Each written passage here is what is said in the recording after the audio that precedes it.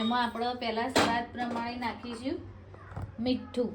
જય ભગવાન ગણપત દાદા.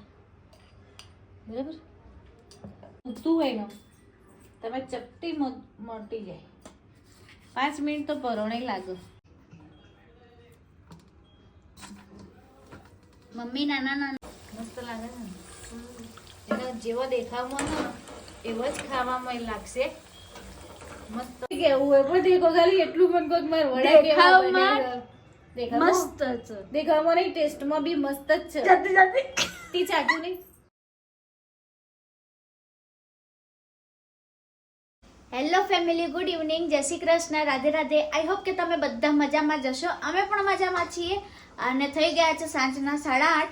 તો મેં બનાવી દીધા છે બટાકા પૌવા. નહીં સોરી, બટાકા પૌવા નહીં બનાવ્યા, પૌવા બનાવ્યા હતા. બટાકાનો હતા ને તો પપ્પાની રાહ જોઈ, પણ થોડું પપ્પાને લેટ થયું ને તો મેં સાદા પૌવા કરી દીધા. અને મમ્મી બનાવવાની તૈયારી કરે છે આજે બાજરીના વડા, મેથીના. તો પહેલાં આજે આપણે એમને મળી લઈએ, પછી રેસીપી હું તમારી જોડે શેર કરું. એ બનાવશે ને હું તમારી જોડે શેર કરું. અત્યારે આપણે બનાવવાના છે બાજરીના લોટના વડા. એટલે જો આપણે બાજરીના લોટના વડા બનાવવાના છે ને એમાં આપણે મેથી કોથમીર નાખવાની છે. તો એના માટે આપણે લીધો છે બાજરીનો લોટ. હા. અને એની અંદર 2 ચમચી ચણાનો લોટ લીધો છે અને 2 ચમચી અંદર ભૈડરનો લોટ નાખ્યો છે. હા બરાબર. તો એમાં આપણે પહેલા સ્વાદ પ્રમાણે નાખીશું મીઠું. જય ભગવાન ગણપત દાદા. બરાબર. પછી એમાં આટલું દાણા જીરું નાખવાનું. દાણા જીરું બહુ નહીં નાખવાનું. પછી લાલ મરચું, પછી હળદર અને હિંગ નાખવાની. ચણાનો લોટ હોય ને એમાં હિંગ નાખી જ દેવાની. એવું નહીં, એવું હોય એટલે આગળ જઈને પ્રોબ્લેમ ના થાય. તલ નાખવાના અંદર. પછી લેવાનું અજમો. હા, હિંગ અને અજમો એટલે પેટમાં દુખાય નહીં ને. પેટમાં ના દુખાય ને પ્રોબ્લેમ એ ના થાય. અજમો ને મીઠું તમે ભેગું કરીને ફાંકો ને, ગમે એવું પેટમાં દુખતું હોય ને તમે ચપટી મળતી જાય. 5 મિનિટ તો પરોણે લાગે. અજમો મીઠું વાટી દેવાનું અને એની પહેલાં ફાંકી મારી દેવાની અને ઉપર અડધો ગ્લાસ ભરી ગરમ પાણી પી લેવાનું. તમને ગમે એવું પેટમાં દુખતું હોય ને, ગેસનું હોય કે વાયુનું હોય, 5 મિનિટમાં રેડી તમે. એટલે જો આપણા વડાનું આટલી વસ્તુ અંદર નાખવાની હતી ને એ અંદર નાખી દીધી છે. પછી મોયણ માટે આપણે તેલ લઈ લેવાનું. તેલ હલકું લેવાનું એટલે શું થાય, વડા એકદમ ક્રિસ્પી બનશે આપણા. પછી એની અંદર જશે આમાં મેં મેથી અને કોથમીર 2 ભેગું સમારી અને ધોઈ દીધું હતું. પહેલા છે ને મેથી ને કોથમીર અત્યારે બહુ વધારે સાફ કરી દેવાની, કારણ કે અંદર ઈયળો આવે છે. મેથીમાં તો મને ખબર નહીં, પણ કોથમીરમાં તો મેં 2-3 વખત એવું જોયું કે અંદર કાળા કલરની ઈયળો આવે જ છે. એટલે તમે ઘરમાં કેવું કે ફ્રીજમાં મૂકો ને તો એને ઢાંકીને જ મૂકવાની. પછી નહીં તો કેવું થાય, ફ્રીજમાં તો આપણે દૂધ પડ્યું હોય, બધું પાણી, એટલે ઘણી વસ્તુ એવી હોય કે અમુક ટાઈમે ખુલ્લી રહી જતી હોય છે. દૂધમાં કેવું થાય, આપણે સીવું ઢકેલું હોય ને તો અંદર પ્રોબ્લેમ થઈ જાય. એટલે આપણે મેથી કોથમીર અંદર કાપીને અંદર નાખી દીધી છે સમારી.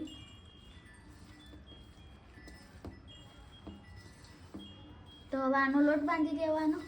આનો લોટ બાંધી દેવાનો. હવે તો આપણે ખાંડ કેવું કઈ નહીં નાખતા? નાખ્યું છે ને, આ મેં તૈયાર કરીને રાખ્યું છે ને.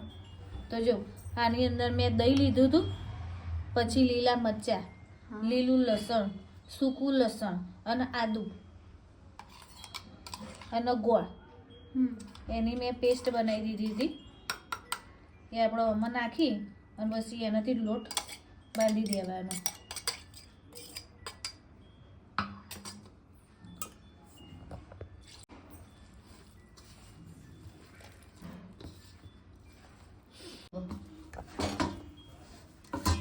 જો આપણો મસ્ત લોટ બંધાઈ ગયો છે.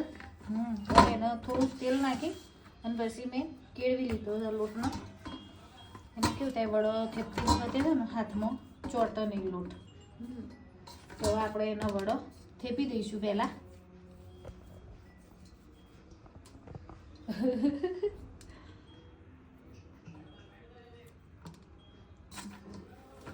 મમ્મી નાના નાના કરે છે, તમને જેવી રીતના ફાવે ને એવી રીતના કરવાના.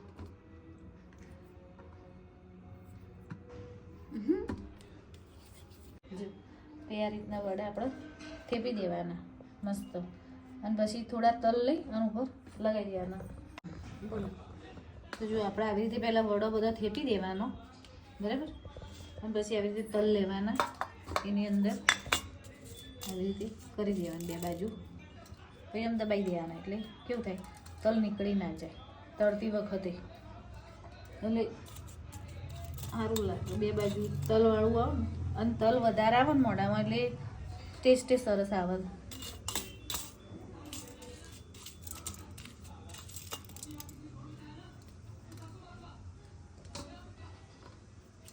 બધા તૈયાર થશે ને પછી મસ્ત લાગશે.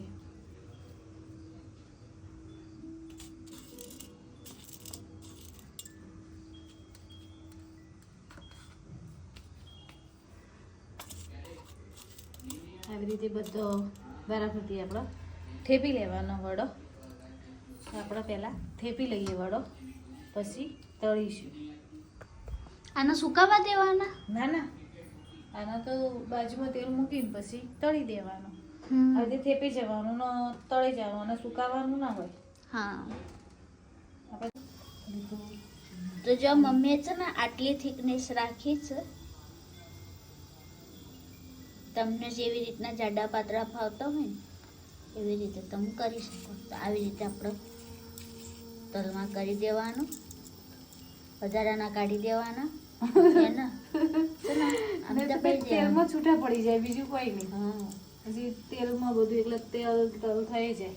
તો જો એક આપણે તલવાળા કરી દઈએ. અને જો અહીંયા આપણે તેલ મૂકી દીધું છે, ગરમ થાય ને એટલે પછી આપણે તળી દઈએ. હા.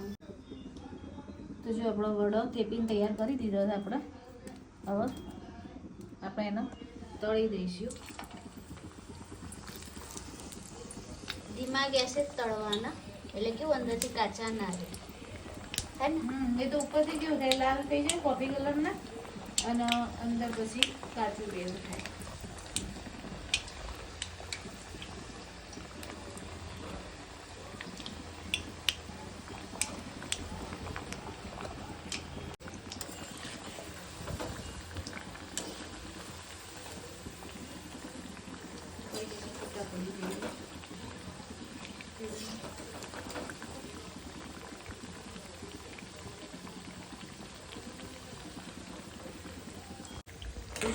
વડા કેવા મસ્ત ગોલ્ડન કલરનો તળીને તૈયાર થઈ ગયા છે. મસ્ત લાગે છે ને, એટલે જેવો દેખાવમાં ને એવો જ ખાવામાં લાગશે. મસ્ત બન્યા હોય, આપણા બનેલા વડા હોય એટલે ટોપ જ હોય. બધા આવી રીતે આપણે કાઢી લેવાના વડાના.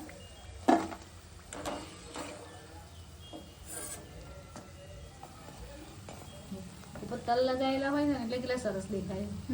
આમ ખાવાનું મન થઈ જાય ને આપણને, આવું જુઓ ને એટલે બધાને મન થઈ જાય. અને અત્યારે શિયાળામાં તો કેવું હોય કે આવું, અત્યારે તો મેથીની ભાજી વધારે મળતી હોય, અને કેવું હોય બાજરીનો લોટ એ તમે અત્યારે વધારે ખો ને તો વધુ ના આવે.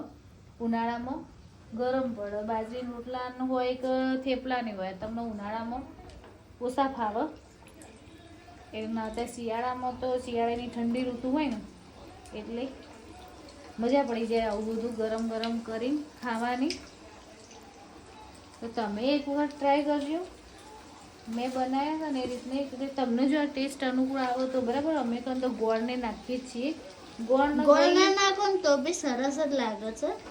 અમને ગોળવાળા ભાવે છે. ગોળ ખટાશ બંને હોય છે અમારા. ગોળ ને દહીં બંને અમે નાખીએ છીએ અંદર. અને લસણ મરચાં કોથમીર એટલું ફૂલ હોય છે. તો એના લીધે કેવું જો છે ને બીજો ગોળ નાખી દીધો છે. એમ કરીને આપણે બધાય તળી દઈશું. બધા 1 by 1 તળી દેવાના આપણે વડા.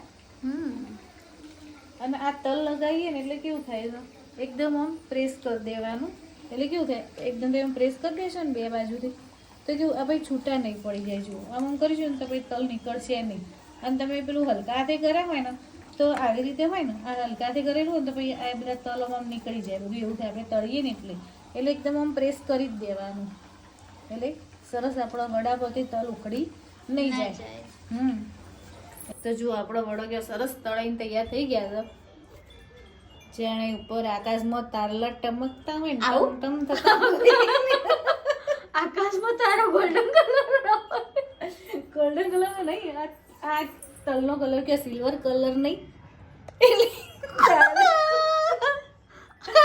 ખાધું નહીં ને એટલે આના કલર. દેખો આ કેવું લાગે છે તમે જ કહો કેવું લાગે? આકાશ તારા ટપ જાણે મોતી લગાવ્યો હોય ને એવું લાગે છે ને દેખ શું કેવું શું કેવું તમે જે કેવું હોય પણ દેખો ખાલી એટલું મન કહો કે મારે વડા કેવા દેખાવમાં બન્યા છે.